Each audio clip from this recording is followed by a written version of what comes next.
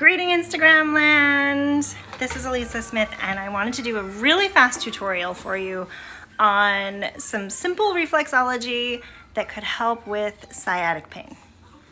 Especially during pregnancy. That's kind of my focus right now. Oh, that can be such a beast. I'll spare you my stories. But I did find that foot zoning was very, very helpful in my last pregnancy. I wish I'd had it for all the others. I'm going to give you a little bit of details. You can simplify it down. There's a lot of power in the intention behind what you're doing. So, without any further introduction, let me flip the camera around. I have my fabulous sister Laura helping. Yay! Okay, here we go. All right. We need one more pair of eyeballs here to help. Okay, so when you're starting, I recommend you start on the right foot, okay?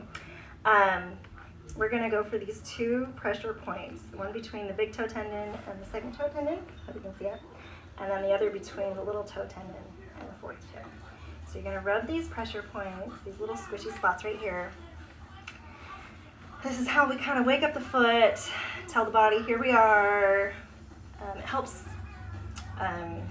making no promises, right? These are the pressure points that correspond to main lymphatic drains, but they also kind of wake up the whole system and say, hey, pay attention, body. We're gonna help. Here we go. Ready? Okay. This is where it gets good. All right. We are gonna do two different pressure points. At this point, we're gonna do the circuit that goes for the whole leg, starting like hip all the way down to the foot. And then we're gonna come around and do the actual pressure point for the sciatic nerve, okay? So here we go, part one. We're gonna go about 3 or 4 fingers up on the ankle here and follow this tendon around the ankle. And when I massage, I like to do kind of a circular motion, kind of digging in a little bit with my knuckle, but you can use your thumb, whatever feels good for you. And for the person that you're working on and helping.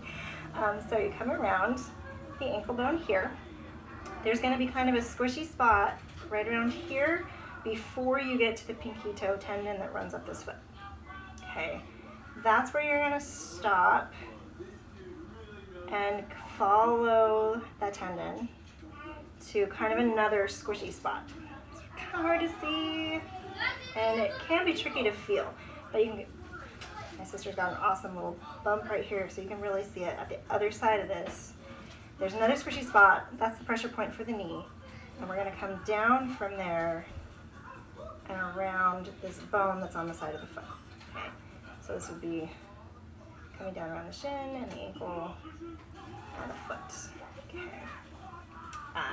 So my technique would look more like this. I'm just using my finger so you can hopefully see it better. I really hope this angle actually works. Okay, so that goes down around the whole leg so we can clear all of these signals and make sure the message is getting up to where it needs to go, okay? Now, we're gonna come back around. This is the fun one, okay? Come back over to the ankle, and you're gonna go straight down. If the person was standing, they'd be going straight to the floor, basically. That's what I mean by down, okay? And you're gonna massage along this line, and if there's issues going on in sciatic nerve, you'll be able to tell if you're in the right place. It might be a little more sensitive, so go easy on it. Okay, be gentle. It does help to get the body's attention so they know there's something to fix. And you're gonna stop before you get to the squishy part. There's all this padding for the heel, and you don't wanna go all the way down to the ground. So stop about here and massage that really nicely.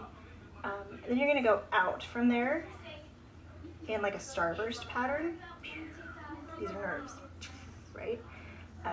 So starburst pattern, go down, and then you can go back up to the ankle. Like for extra credit, you can come back up and then trace that nerve a little bit lower than that leg signal that you just did. You're gonna follow it. Like you're tracing it on the inside, so just a little bit lower than you did before, a little bit farther in that way, and then around the foot again. And that's it. Those are the two. You can finish off where you started, and I would definitely do that same thing on the left foot as well. It's kind of a mirror image. I'm not gonna even try with the camera right now. Yes, so it would be on the outside, not the inside there, outside, okay? Yeah, often with reflexology, you can get actually pretty profound help. If everything else is in alignment and they've been taking good care of themselves, this might be just what the body needs to kind of clear stuff and have things working a little more smoothly. As with anything, it can be more complicated than that, but anything that helps, I'm a fan.